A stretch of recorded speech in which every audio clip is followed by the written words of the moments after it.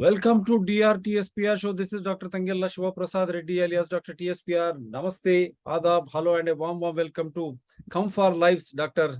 Jignesh. How are you, sir? I'm fine, thank you, sir. After a long time, we are connecting, sir. But very specifically on a good topic. Dr. Yes. Jignesh Gokani, I'm going to grill him on whether India is going to become Vishwaguru. क्या भारत विश्वगुरु बनने वाला है या already बन चुका है या ये कोई एक व्यायाम है? Is it just an illusion or India is going to become Vishwaguru or not? We'll speak to him. Yes, sir. Yeah. Why is this topic Vishwaguru has come up now again? Is it again a election campaign or a particular party campaign or a particular sect campaign? No, actually, what I personally feel is now as you see recently, when Mr. Soros, George Soros has come out so openly and he has read the papers where he spoke about what is going to happen inside the parliament. So a lot of things which we have been seeing for last 8 years, I mean, we were seeing all the things in a bits and pieces of information. But now, at last, he has connected all the dots. And finally, he came up with his final agenda that ultimately he wants Indian Prime Minister, that is Narendra Modi, to step out. That is his agenda. So now, you give a brief of who this George Soros and this organization is all about. Okay. So let me tell you something about George Soros. Everybody is aware about, but he is basically a financier, funder, and he does all the business in different countries and all the political moves, whatever political moves happens. For example, if you remember in 1970s or 1960s, after Second World War, there are only two agencies which was working. One was KGB and second was CIA, which used to decide who should rule which country and who should not rule that country. And if any political person is coming on the way, then both of them used to come into the action and they used to remove that particular political power.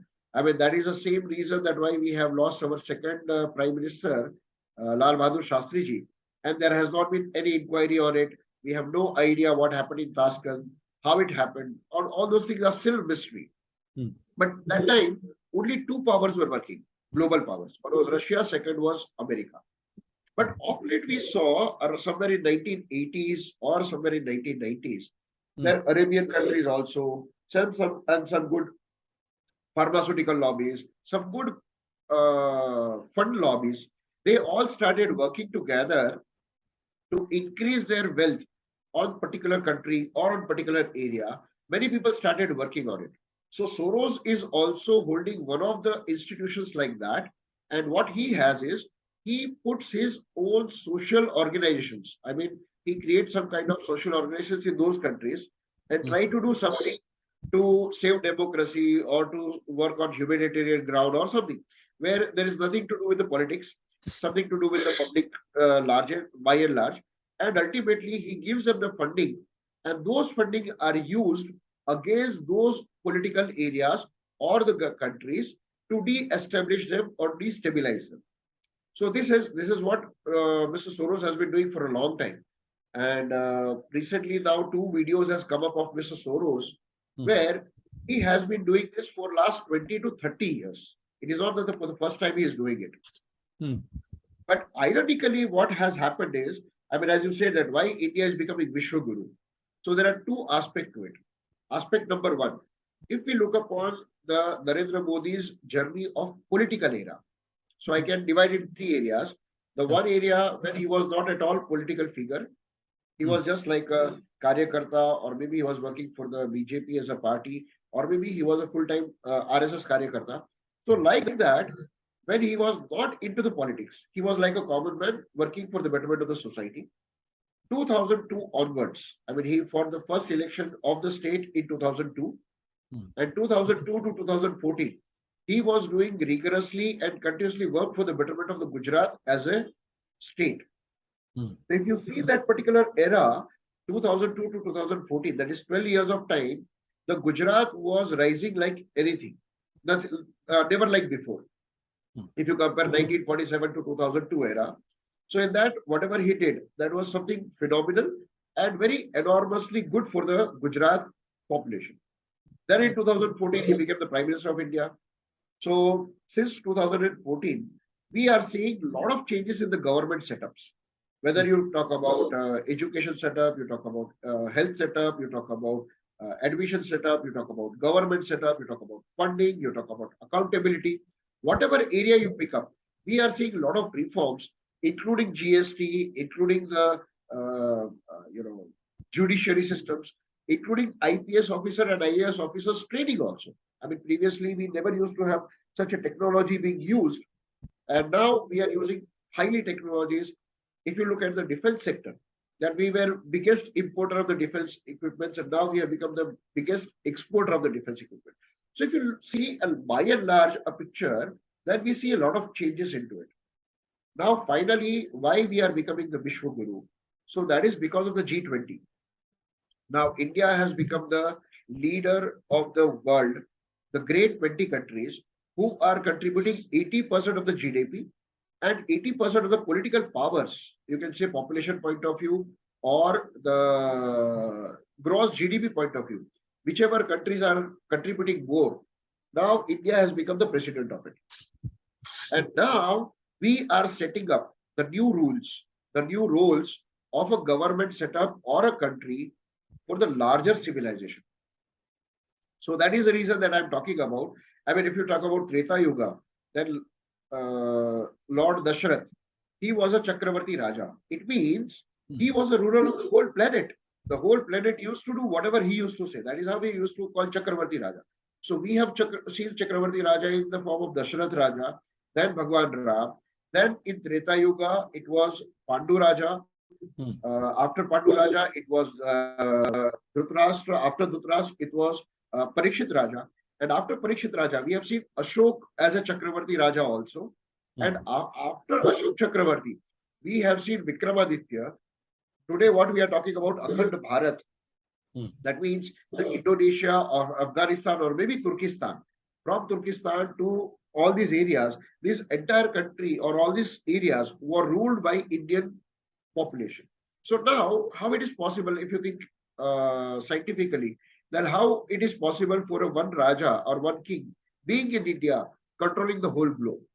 So the mechanism was that we used to define the policies, we used to define the strategies, and those strategies were to be implemented by the local Raja or the king over there to implement for the public. So that is how we were the Chakravarti Raja. Right. Now, a similar situation is appearing right now after G20. So another Chakravarti Raja in the form of Prime Minister Modi, Narendra Modi. Yeah, I mean, you can say we are creating a... we are coming to kingdoms, leaving out democracies, you mean to say? No, I'm not saying like that. What I'm saying is, from freedom to autocracy, there has to be rule. See, for every society goes with certain kind of rules. For example, if I'm in my family, in my home, there is certain rules. We do this, we don't do this. We do this kind of things, we don't do that kind of thing. As a family, we have certain set of things. As a community, we also have a set of things. Like, for example, I belong to Lohana community. Somebody might be belonging to Maharashtrian community, somebody in Marwadi community. So every community also has their own norms, that how they should be doing, how they should be behaving, how they support each other. A similar way, every state also has their own system. For example, we have Telangana state, Madhya Pradesh state, Maharashtra state, UP state. So every state also has their own ruling and their own way of working. And finally, we come to the countries. And like that, my video is stuck. No, go ahead. Yeah, it is struck a bit, but your voice is audible. That's why I'm not disturbing you, because I don't want to restrict your flow, obstruct your flow. Correct. Yeah. So in that way, if you look upon, then every country in the world, they are also ruling for the betterment or for the growth or for the upliftment of the population by and large. And this is a basic rule, and this is a basic requirement of all the political leaders. I mean, we elect them. So somewhere it is a selection process, like in UAE, but there are certain areas where we have an election process. So India is a democratic country where we elect the people. But what is the purpose of election? So when we elect the leaders, when we elect the cabinet ministry, when we elect the people to rule us, their basic role is to create a betterment for every one of us. Right? Yes. So they need to create a set of rules by which everybody can grow. We can stop the corruptions, we can stop the terrorisms, we can stop the irregularities of the funding, and all these things are possible only if we have a Chakravarti. normal pattern. So we have a So Chakravarti that's instead of what. a democracy. Sorry. Only we have a Chakravarti then instead of a democracy. So I have three questions which have come to me before I Yeah. ask. Go ahead. The first one Yeah. was here Professor Ramesh Reddy, who was the Okay. dean, and now he runs so many other organizations to sensitize Okay. the citizens of Telangana and India. So his Okay. question was, when we visited Gujarat before 2014, there was no development except on the paper. He says it is all Okay. hoopla and hype which has been created, and that hype, the same thing has been carried on after he became prime minister. Whichever country he visited, I've done a show also with statistics. Yeah. Only Okay. a factor of Gujarat, they started growing two or three families, and then they were trying to totally put away public sector units. That means all the resources belonging to every citizen, they are gone, and human resources, instead of working with dignity and labor, because every citizen is a constitutional authority, they have been enslaved like slaves in East India Company. Correct. How do you react to this? This is first one. Okay. Yeah. Okay. So let me answer it. Let me put it straight. First of all, what he said about his visiting to the Gujarat and Gujarat model, I'm not aware whether he has visited Gujarat before 2002 or before he has any idea of it.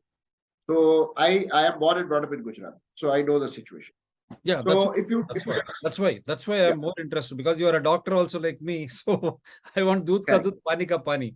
Because in 2014, before when they went, they said except some roads, when you go interiors, it is no development. हाँ, मतलब मैं वही कह रहा हूँ कि normally क्या होता है कि जब मोदी जी ने वहां पे डेवलपमेंटल प्रोजेक्ट शुरू किया था, तो मैं पर्टिकुलर बात करता हूँ कि अगर आप अहमदाबाद की बात करें, so Ahmedabad to Rajkot, it used to get a traveling time of around 5 to 6 hours if you go by road or you go by train. Now, after that, whenever after 2004 or 2005 or I think 2006, it used to take only 3.5 to 4 hours to reach from Ahmedabad to Rajkot. Similar way, from Baroda to Ahmedabad, if you count, that is around 2.5 hours journey. It's a 100-kilometer area. So if you go by road, it takes 2.5 hours. And if you go by train, it takes 2 hours. Now, the train time is almost still similar, one or 1.5 hours.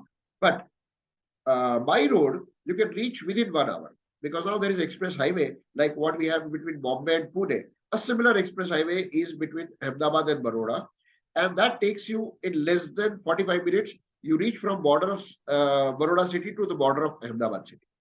So all these things are known as, the infrastructure. No toll gates, taxes. Common man cannot access it. Farmer cannot access it. Student cannot access it. A woman cannot access it. It is only for, again, multi-layers or those who can afford. It is only for them. No, so this is what the communist people mindset was, that the capitalists, the people who are really doing the business, and for the business growth, when they need infrastructure, they need infrastructures to do the good business. At the same time, there are some local people who just go for the loitering over there. So the government of Gujarat has created very clearly two different roads. The one road for the people who need a fast traveling, and those fast traveling they can do with the help of this express highway. And the people who does not want to pay for them, there is a second way close to them, but this where they is can go in 2.5 hours. This is where Modi has discriminated people. Resources belong to everyone. Yes, सहज जो सभी का है, लेकिन आप जो पैसे हैं उनको एक तरह, जो पैसे नहीं है एक let me correct you. Yeah, please. See, idli is edible for everyone. Okay, so if you go to the road, you get a 10 rupees idli. But if you want a good ambience, and if you go to the Taj, the Taj 3-star or maybe like Krishna Taj, and then you ask the same idli at 10 rupees, it's not possible. So where I'm telling you, this is where discrimination. Why this discrimination? No, it is not. It is not discrimination. Every citizen should eat the quality food, the quality clothes, quality education, quality healthcare. Everything should be similar. Quality transport. According to you, the food for an ant and the food for an elephant should be same. It's not possible. Please understand this. We are comparing humans, not animals. We are No, no, human. no, no, no, no, Human no. stomach is one and the Is- same. Jignesh ji, for No, human stomach no, no, no, no. is one and the All same. human being, भूख no, एक all ही है, human वो being is Manav one का भूख एक species. ही है, No, please, मानव का भूख एक प्रसाद ही जी, है, एक मिनट, जगह जगह का नहीं, कुछ एक मिनट, अलग है। एक मिनट, एक बोलिए, मिनट, बोलिए। एक नहीं, minute, you are free to- हम नहीं, थोड़ा you are free डिफरेंशिएट कर लेते हैं, to- नहीं, क्योंकि जब राम राज्य था तभी भी पुअर लोग थे, तभी भी मिडिल क्लास लोग थे, और तभी भी एलाइट क्लास लोग थे, ठीक है। तो ये जो डिफरेंशिएशन है, ये डिफरेंशिएशन किसी भी सोसाइटी में एक्सेप्शनल नहीं है। ये आप जो बता रहे हैं, ये मार्क्सिस्ट या ये जो पर्टिकुलरली ऑल आर सेम, ये जो फिलोसॉफी है, ये वो वाली फिलोसॉफी है जो 1947 के बाद इंडिया में डेवलप हुई है। ये फिलोसॉफी इंडिया का कभी भी सिस्टम नहीं रहा है। आपका कहने का मतलब ये है कि आप एक बीएचएमएस डॉक्टर हो और एक सुपर स्पेशलिस्ट बीएचएमएस डॉक्टर है, तो आपका फीस और उसका फीस एक ही होना चाहिए। आप ये कहने की कोशिश कर रहे हो कि एक आदमी जो बीएचएमएस 50% डिग्री पे पास हुआ है और दूसरा आदमी जो बीएचएमएस की डिग्री 90 डिग्री से पास हुआ है, दोनों का फीस एक ही होना चाहिए। आप ये कहने की कोशिश कर रहे हो कि एक का क्लिनिक जो कि एक टेबल चेयर और एक छोटे से रूम में वो जो प्रैक्टिस करता है, और एक जो इंटरनेशनल होम्योपैथी है या इंटरनेशनल बिग सेटअप करके, एक कॉर्पोरेट सेटअप करके जब काम कर रहा है, तो दोनों का फीस एक ही होना चाहिए। ऐसा नहीं हो सकता। So please understand this part. नहीं, What we call यहाँ it, पर मैं आपको एक what he we call it, नहीं, नहीं, now let me come to the point नहीं, which we are जब talking. बीएचएमएस की बात की है, मैं एक ही बात दोहरा रहा हूँ, डॉक्टर कोई भी हो, सराउंडिंग्स किस तरह भी हो, लाजवाब हो, लेकिन चिकित्सा एक ही होना चाहिए और हर किसी को एक ही तरह की चिकित्सा मिलनी चाहिए। चिकित्सा एक ही हो इसका रही है ये मतलब सर, नहीं, चार्ज तो अलग यही अलग तो- है। नहीं, आप दो चीजों को मिक्स कर रहे हो। हाँ। चिकित्सा में तो होम्योपैथी दवाई ही दे रहे हैं, सभी जगह पे आपको होम्योपैथी के पिल्स ही दिए जाएंगे और चिकित्सा भी सही की जाएगी, सिर्फ उसका प्राइसिंग अलग अलग है। उसी प्रकार से जब नहीं, इंफ्रास्ट्रक्चर की यही बात तो करते हैं, मैं यहाँ पर मोदी जी को नहीं, क्योंकि डिफरेंशिएशन मोदी जी होगा। का मैं एक ही बात, मैं मोदी जी से क्या एक्सपेक्ट कर रहा हूँ, क्योंकि वो ना उनको फैमिली है या ना कोई उस तरह के दूसरे लोगों के जैसा कोई ऑर्गेनाइजेशन हो, क्या हो, वो एक बिल्कुल अकेले है, और अकेले जो इतने दिन राजनीति करते आए हैं। हम ये सोचते हैं कि इस तरह की जो बदलाव होनी चाहिए कि कॉमन मैन, मैं ये मार्क्सिस्ट या किसी की बात नहीं कर रहा हूँ।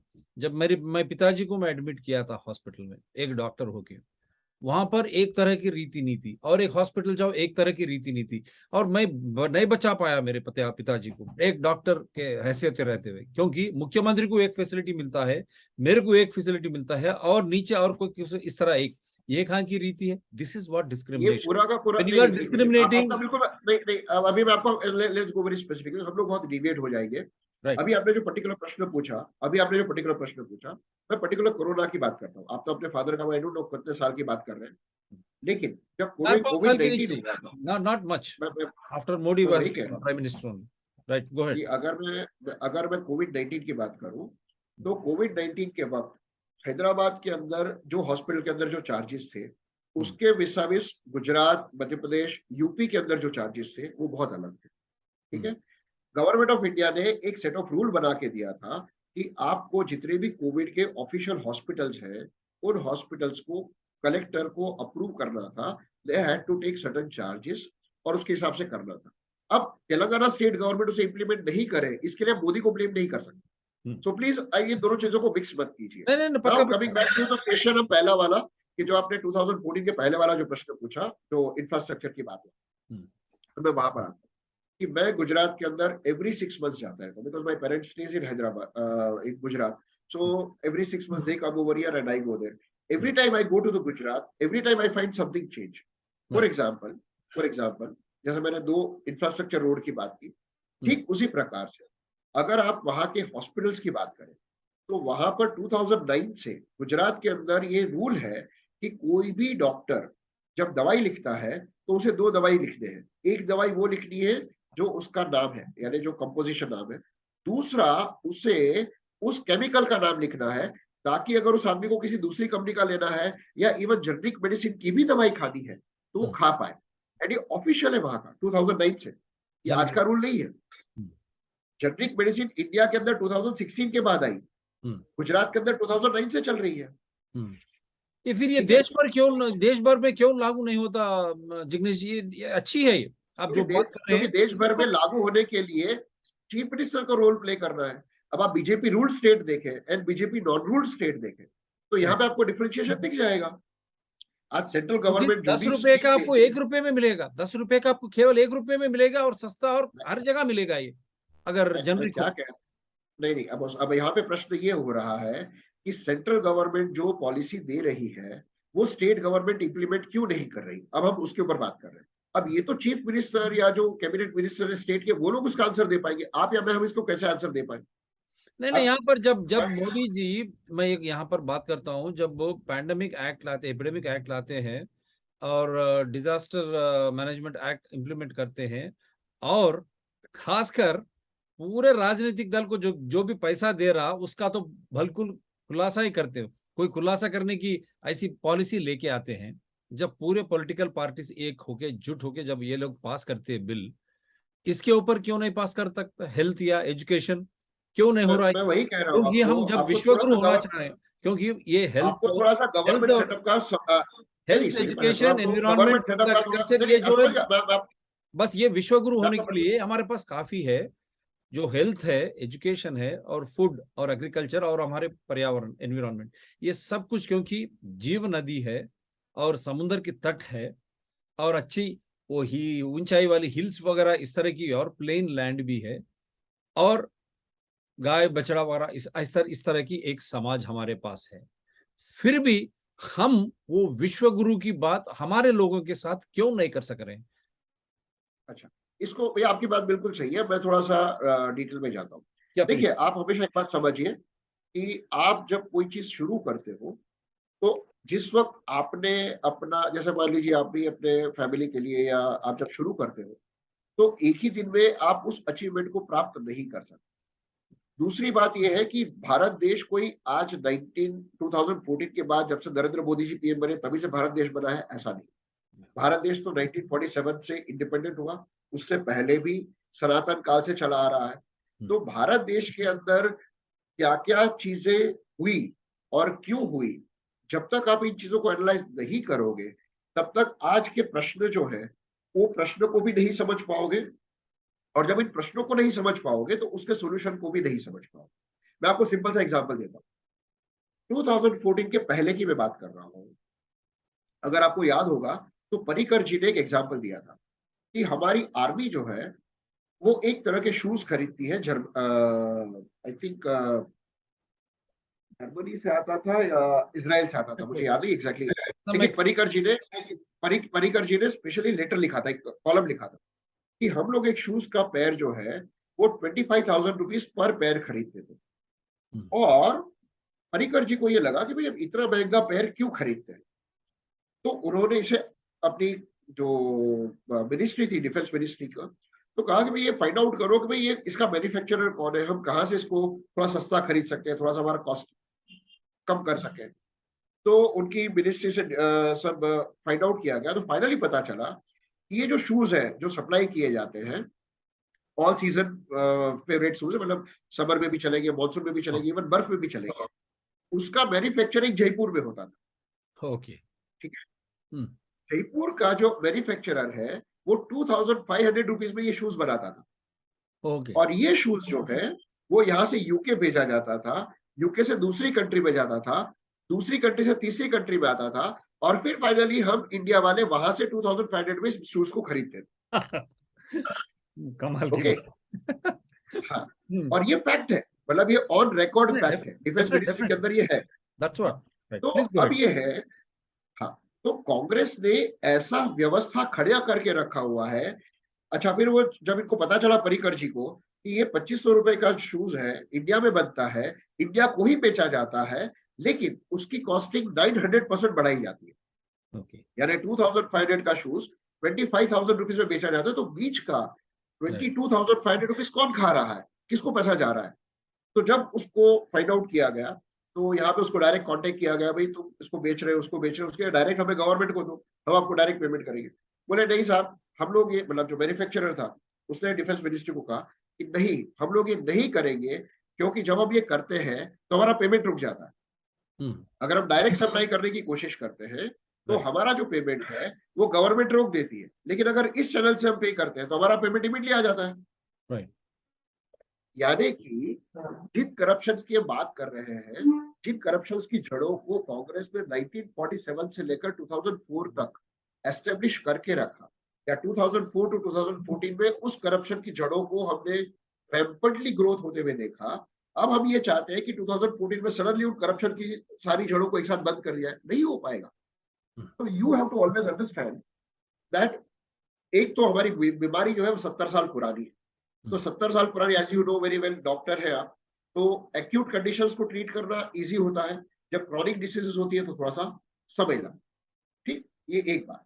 अब दूसरी बात की बात कि जहां तक हमारा फेडरल सिस्टम का सवाल है, यानी इंडिया की जो सिस्टम है, 2014 में सेंट्रल गवर्नमेंट ने एक रूल पास किया था।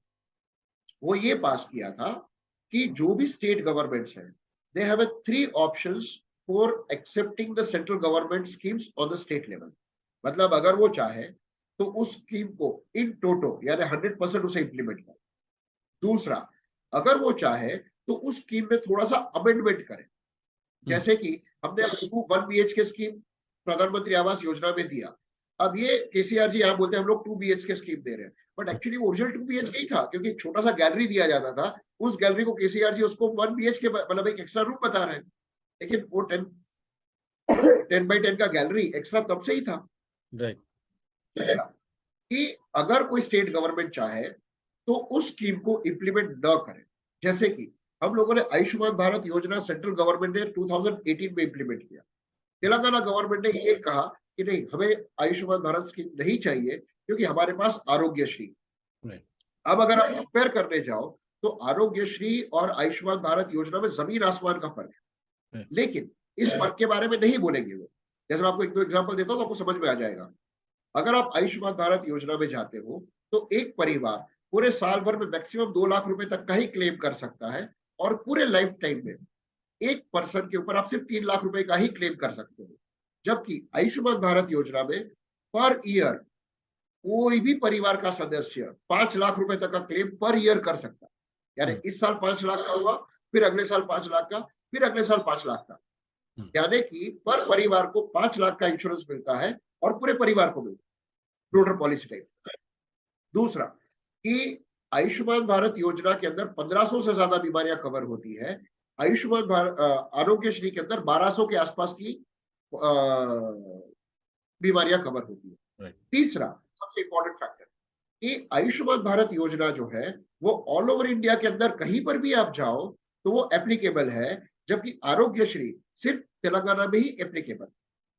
चौथा, आयुष्मान भारत योजना में आपके पास कार्ड है, आप हॉस्पिटल में एडमिट हो गए तो आपको कोई परमिशन की जरूरत नहीं है कि इसका पेमेंट सेंट्रल गवर्नमेंट इनको कब करेगी। वो जैसे ही वो कार्ड इंप्लीमेंट मतलब वो इंडक्ट करेंगे, सेंट्रल गवर्नमेंट को बता देगी 5 लाख रुपए तक का इनका जो भी पेमेंट है वो हम लोग करेंगे, आप उसकी फिक्र मत करो।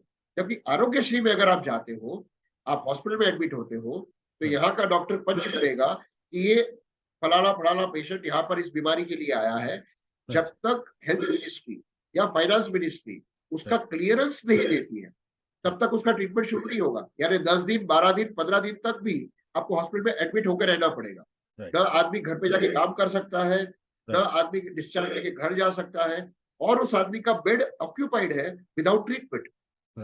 Now these are the lacunas, these are the loopholes जिसके ऊपर वो लोग बात नहीं करेंगे, लेकिन कहेंगे नहीं हमारा आरोग्यश्री जो है वो आयुष्मान भारत योजना से बहुत ज्यादा है। एंड फाइनल पॉइंट कि आरोग्यश्री के पीछे स्टेट गवर्नमेंट 700 करोड़ रुपए खर्च कर दिए, लेकिन अगर उसी के सामने अगर मैं चीफ मिनिस्टर होता, अगर मैं चीफ मिनिस्टर ऑफ तेलंगाना होता, मैं बोलता था कि मैं सारे लोगों को आयुष्मान भारत योजना दूंगा। जो लोग नॉन एलिजिबल है वो लोग 2000 रुपए देकर के, जैसे आंध्र प्रदेश में किया हुआ है, गुजरात में किया हुआ है, उत्तर प्रदेश ने किया हुआ है, मध्य प्रदेश ने किया हुआ है, कि मेरे परिवार का मैं 2000 रुपए एक्स्ट्रा पेमेंट कर दूंगा, then I am also eligible for the Ayushman Bharat Yojana. तो बहुत सारे स्टेट के अंदर ये हुआ। तो यहाँ के जो सीएम है, अगर इन्हें किसी चीज को समझने में इतना वक्त लगता है, जैसे मैं मानता हूं कि 2018 में जो स्कीम आई थी उसको 2021 में अगर इन्होंने इंप्लीमेंट किया, इसका मतलब इनकी अंडरस्टैंडिंग लेवल 3 इयर्स पीछे चलती है। यानी जो नरेंद्र मोदी आज बोलेंगे वो उनको समझ में 2025 में या 2026। राइट, एक आरोग्य, क्योंकि लास्ट 10 मिनट है, हम सीरीज में करते हैं, ये पहला सीरीज में और नेक्स्ट अगला सीरीज में भी फिर लेते हैं आज फिर, और लास्ट 10 मिनट है। तो मैं ये चाहता हूं कि अगर विश्व गुरु भारत बनना है, पहले वो हर एक नागरिक का विश्वास यहाँ की सरकार लेनी है। कैसे? रोटी, कपड़ा और मकान, और चलते बच्चों की परवरिश और उनकी जिंदगी के साथ जुड़ा हुआ विद्या हो या वैद्यम, हम जो कहते हैं, जो हेल्थ हो, स्वास्थ्य हो, और उसके साथ में खान पीने की जो व्यवस्था हमारी किसान भाई जो करते हैं खेती बाड़ी, और उसके साथ में अच्छी पर्यावरण हो। यहाँ पर ये Correct. कहाँ लागू हो रहा है? ओके ओके, मैं इसको थोड़ा डिटेल में बताता हूँ। आपकी बात बिल्कुल सही है। देखिए, ये सिर्फ हमारी बात नहीं है, शायद भारत की वर्ष बात नहीं है, लेकिन किसी भी कंट्री में आप चले जाए, चाहे आप अमेरिका में जाए, यूके जाए, ऑस्ट्रेलिया जाए, तो सभी परिवारों का, जितने भी सिटीजन है, इन सब की बेसिक चीजें सेम है। यानी अगर हम बेसिक प्रायोरिटी की बात करें, तो सबसे पहला होता है roti, that is food for the consumption. Second, home, यानी रहने के लिए आपके पास शेल्टर होना चाहिए। तीसरा, आपके पास इनकम होनी चाहिए ताकि आप अपनी डे टू डे एक्टिविटीज कर सकें। चौथा, आपका हेल्थ, स्वास्थ्य होना चाहिए। आपके बच्चों के लिए एजुकेशन होना चाहिए। जो सीनियर सिटीजन हैं, उन लोगों के लिए हेल्थ केयर की अलग व्यवस्थाएं होनी चाहिए, या गवर्नमेंट उसको प्रोवाइड करे, या आप अलग अलग फॉर्मेट में करें। हमारे यहाँ पे इंश्योरेंस ज्यादा चलता है, लेकिन अमेरिका है, ऑस्ट्रेलिया है, वहां पे सीनियर सिटीजन को स्पेशल बेनिफिट्स होते हैं हेल्थ केयर के। हमारे यहाँ पे उतना साथ में ट्रांसपोर्ट आना जाने के लिए सब ट्रांसपोर्ट सहूलत होना चाहिए, या नहीं, बोलिए। ट्रांसपोर्ट तो हमारे यहाँ पे भी देते हैं, जैसे 75% डिस्काउंट, 25% डिस्काउंट तो हम लोग भी देते हैं सीनियर सिटीजन को। अब ये अलग बात है कि हम लोग ज्यादा सीनियर सिटीजन हमारे ट्रांसपोर्ट में, पब्लिक ट्रांसपोर्ट में ट्रैवल नहीं करते, अदरवाइज हमारे पास भी वो डिस्काउंटिंग तो रहती है। What I am trying to say is कि आपका हर एक परिवार का बेसिक नीड क्या होता है? Education, health, betterment and livelihood. तो इसको करने के लिए हमारे पास अगेन दो सेटअप है। एक होता है स्टेट लेवल गवर्नमेंट, जिसको हम लोग ही इलेक्ट करते हैं। जैसे मान लीजिए आप तेलंगाना की बात करें, आंध्र प्रदेश की बात करें, तमिलनाडु की बात करें, केरला की बात करें। अब वहां पे बीजेपी रूल्स नहीं है, मतलब बीजेपी रूलिंग में नहीं है, लेकिन यहाँ की स्टेट गवर्नमेंट को इलेक्ट तो पब्लिक ने ही किया हुआ है। सो उस स्टेट गवर्नमेंट का ये रूल बनता है, उसका ये जिम्मा है कि जिस प्रकार सेंट्रल गवर्नमेंट सबका साथ, सबका विकास, सबका विश्वास की जब बात करती है, तो यही चीज स्टेट लेवल को करनी चाहिए। अब ज्यादातर होता ये है कि स्टेट गवर्नमेंट सेंट्रल गवर्नमेंट के साथ फाइट करने के लिए पब्लिक को बोहरा बनाती है, और ज्यादातर डिप्राइव पब्लिक को करती है। जैसे मैं आपको बहुत सारे एग्जाम्पल दे सकता हूँ कि ऐसी बहुत सारी स्कीम है, but I am not going to that part. Let me talk about Vishwa Guru. तो आज मैं ये कह रहा हूं कि आज विश्व में सबसे ज्यादा जरूरत किन चीजों की है? तो तीन चीजों की जरूरत है। सबसे पहला हेल्थ, ठीक, स्वास्थ्य के लिए हर एक आदमी चाहता है कि अपने आप को स्वस्थ रखे। दूसरा जो है वो है पीस ऑफ माइंड। आज अगर परिवारों की आप अगर परिकल्पना देखें, वेस्टर्न कल्चर के अंदर तो फैमिली कॉन्सेप्ट जैसा कोई कॉन्सेप्ट ही नहीं है। वहां पे कितने बार हस्बैंड बदलते हैं, कितनी बार वाइफ बदलती है, कितने बार घर बदलते हैं, बड़ा मुश्किल है उसको कर पाना। लेकिन उसकी कंपैरिजन में अगर हिंदू की बात करें, हिंदू समाज की बात करें, तो हमारे यहाँ पे वो प्रॉब्लम नहीं है। लेकिन फिर भी पिछले कुछ समय से डिवोर्स के केसेस काफी बढ़ते जा रहे हैं। दूसरी बात कि जो एक विश्वास का जो एक सेतु होता है, मतलब एक इंसान से दूसरे इंसान के बीच में जो एक पॉइंट ऑफ अफेक्शन या पॉइंट ऑफ कनेक्टिविटी जो होनी चाहिए, वो काफी कम होती जा रही है।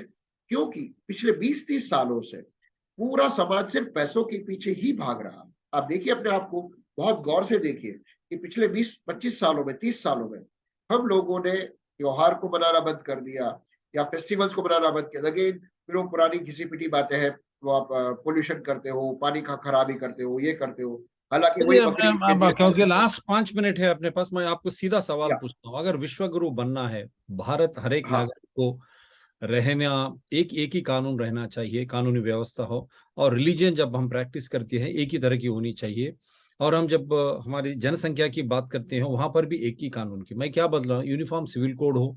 क्यों आप कन्विंस नहीं कर सके, हिंदू हो या मुसलमान हो या दूसरे क्रिश्चियंस हो, तो देखिए, यूनिफॉर्म मैं दो क्यों नहीं चीजों आ में सका, मैं और अब समझ गया। पॉपुलेशन कंट्रोल मेजर क्यों नहीं हम कर सक रहे? और religious act bill, Hindu temples का जो है वो सब गवर्नमेंट के दायरे में है, और बाकी नहीं, वो मैं आपको एक प्रश्न पूछूं, नहीं, मैं आपको एक प्रश्न पूछता हूँ पहले, मुस्लिम का उसके हो। बाद मैं इसका जवाब देता हूँ।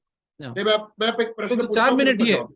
4 मिनट ही है, हाँ, आप समझ उसके गया। बाद। या, पहले मैं एक प्रश्न पूछता हूँ, उसका आप जवाब दीजिए, फिर मैं उसके बोलिए, बाकी का जवाब दूंगा। पूछिए पूछिए, बोलिए। नंबर एक, 1947 में भारत देश का डिवीजन किस आधार पे हुआ? रिलीजियस ग्राउंड पे? Naturally there are Islamic countries no. अगर अगर अरे, अगर भारत देश का डिवीजन रिलीजियस ग्राउंड, एक मिनट अब सिर्फ हाँ या ना में जवाब दीजिए। अगर भारत देश का डिवीजन रिलीजियस ग्राउंड पे हुआ, भारत देश के दो टुकड़े हुए, एक हुआ पाकिस्तान, दूसरा हुआ बांग्लादेश। तो उस प्रकार से भारत देश, अगर बांग्लादेश और पाकिस्तान का रिलीजन मुस्लिम है, तो भारत देश का रिलीजन कौन सा हुआ? अब बोलना चाहिए, मोदी जी बोलना चाहिए, क्योंकि हर नहीं, कोई अरे मोदी जी क्यों पॉलिसी। बोला? अरे मोदी जी, अरे नहीं मैं और नहीं आप बोलते हैं ना। नहीं हम नहीं एक मिनट मैं बहुत सिंपल प्रश्न पूछता हूँ। मोदी जी नहीं 2014 में आए, माई ओल्ड मैं सिटी में 2000, एक मिनट, एक बात जिग्नेश जी, माई ओल्ड सिटी में और प्रसाद जी आज प्रसाद जी मेजॉरिटी प्रसाद जी हिंदू या माइनॉरिटी हो गए, मेजॉरिटी हिंदू ओल्ड सिटी में नहीं माइनॉरिटी नहीं, हो गए, आप और ये आप यहाँ पर आप सच्चर कमेटी का लागू नहीं होता, यहाँ पर पूरे अरे राइट्स आप खत्म हो गए। लेकिन यही ये मैं मोदी जी मैं को आपसे सपोर्ट कर रहा है फिर। मैं आपसे वही प्रश्न पूछ रहा हूँ। आप उसी रास्ते पे जा रहे हो जहां पे आपको कांग्रेस और लेफ्टिस्ट पिछले 70 साल से लेकर गए। मैं सिंपल सा प्रश्न पूछ रहा हूँ, 1947 में भारत देश का डिवीजन किस आधार पे हुआ? Religious ground. नहीं आप देखिए कि 3 मिनट बचा है। एक और एक दूसरी बात, अगर नहीं नहीं, नहीं मेरी किसने मेरी मेरी मोदी बात जी को समझिए। रोका? नहीं, किसने मोदी जी को रोका यूनिफॉर्म सिविल कोड लाने के लिए, हिंदू वर्शिप एक्ट मैं निकालने बोलता के हूँ लिए, या पॉपुलेशन के नहीं लिए? नहीं क्योंकि ये ऐसे नहीं, कानून लाते हैं जो पॉलिटिकल पार्टीज को फंड जो करते हैं, उसका कोई खुलासा आरटीआई इंफॉर्मेशन भी नहीं मिल सकता। पूरे राजनीतिक दल एक होके तो वो लागू करते कोविड-19 के टाइम में। और कोविड-19 के किस तरह ये ऊपर हमारे ऊपर डिजास्टर मैनेजमेंट एक्ट, आज भी एयरपोर्ट जाओ, हर जाओ, फिजिकल ये डिस्टेंस, ये पूरे नाम्स जो है मैंडेट्स बता रहे हो, और आपको किसने रोका? आपको 302 आपके पास मेजॉरिटी है। नहीं नहीं, अगर आप आप हिंदू मुझे ये राष्ट्र बनाने बताइए। का अगर संकल्प लेते हैं, विश्व गुरु बनाने का संकल्प लेते, किसने रोक रहा है आपको? ये बताइए। मैं आपको मैं यही कह रहा हूँ कि आपके हिसाब से ये हिंदू राष्ट्र नहीं है, जबकि मेरे और मोदी जी के माइंड से हम लोग हिंदू राष्ट्र बाय डिफॉल्ट 1947 में है। और आपको शायद ये नहीं पता हो, लेकिन 1947 में चर्चा हुई थी जब हमारा कॉन्स्टिट्यूशन पास नहीं हुआ था, तब की बात है। और ये ऑन रिकॉर्ड है, गवर्नमेंट के रिकॉर्ड में, जहां पर नेहरू जी को मिलाकर 4 लोगों ने डिबेट किया था, जहां पर भारत देश को अब सेक्युलर छोड़िए कंट्री नेहरू, बनाया जाए। because Modi has been elected नहीं नहीं नहीं because नहीं नहीं, Congress has done आप something आपको wrong. मैंने सुनिए 2 मिनट, आप Modi has अगर been elected आप because Congress has done something wrong. Fine, I नहीं accept नहीं it. नहीं Now नहीं नहीं who नहीं is नहीं नहीं, stopping आप from गलत Modi बात to कह रहे give हो। me नहीं नहीं, uniform आप civil गलत code? बात इसलिए हर कह एक रहे हो नागरिक को एक कानून क्योंकि होना या नहीं? फैक्चुअली, लास्ट 2 मिनट अरे से मेरी सर, बात तो समझिए, लास्ट मेरी अभी बात बात समझिए। अभी बात फैक्चुअली करिए 2 मिनट्स में बात करिए। आप फैक्चुअली अगर देखने जाते हैं, तो फैक्चुअली हम लोग बाय एंड लार्ज हिंदू राष्ट्र है। ठीक है, 1947 से है। राइट, 1975 में ड्यूरिंग इमरजेंसी, अगर इंदिरा गांधी ने इमरजेंसी लगा करके सेक्युलर वर्ड और सोशलिज्म वर्ड कॉन्स्टिट्यूशन में जोड़ दिया गया, तो गलत वो हुआ था। ओके, आज सेक्युलर कंट्री नहीं बन जाती हमारी भारत देश, क्योंकि हमारा भारत देश 1947 में जब कॉन्स्टिट्यूशन बना, उस वक्त सेक्युलर हो कहना चाहिए या हिंदू राष्ट्र कहना चाहिए, इसके ऊपर पार्लियामेंट में डिबेट हुई है। और डिबेट के अंदर अंबेडकर जी ने कहा था कि अगर हम सेक्युलर वर्ड यूज करते हैं तो भारत का डिवीजन नहीं होगा, और अगर हम भारत का डिवीजन करना चाहते हैं तो सेक्युलर वर्ड नहीं होगा। ठीक है, इसके बाद पर्सनल लॉ बोर्ड जो बनाया गया था, मुस्लिम पर्सनल लॉ बोर्ड, जिसके ऊपर, या माइनॉरिटी, सॉरी मुस्लिम पर्सनल लॉ बोर्ड नहीं, माइनॉरिटी डिफाइन करने की बात थी कि अगर भारत देश में मुस्लिम को माइनॉरिटी डिफाइन करना है, नेहरू जी माइनॉरिटी को डिफाइन करना चाहते थे। इसी वजह से उन्होंने सेक्युलर वर्ड को कॉम्प्रोमाइज किया था 1947 में। और ये सब कुछ ऑन रिकॉर्ड है। सिर्फ ये है कि हमारे पास इसकी जानकारी नहीं है। पब्लिक, आज 140 करोड़ की जो पॉपुलेशन है, उसके पास ये इंफॉर्मेशन नहीं है। इसकी वजह से लेफ्टिस्ट और कांग्रेस ने हमें जो कुछ पढ़ाया अब पिछले टाइम हो 30 गया है, 40 और साल हम जिग्नेश जी के साथ सेकंड सीरीज भी हम बना रहेंगे, बिल्कुल बनाते रहेंगे, क्योंकि ये भी एक डॉक्टर है, वो भी हम गुजरात से है, और he is also humanitarian. We all want same rule prevails for every citizen of India. Every citizen, let them survive in a secured and comfortable way, practicing their own freedom, religion, everything, etc. That is what we want. Vishwa Guru India, and the same should be replicated worldwide. Is this going to happen in India? We will continue with this series again with Dr. Jignesh Gokani next week. Till then, do support DRTSPR channels, Citizen DRTSPR channels, and Environment People DRTSPR channels. They are all in larger public interest only. I will say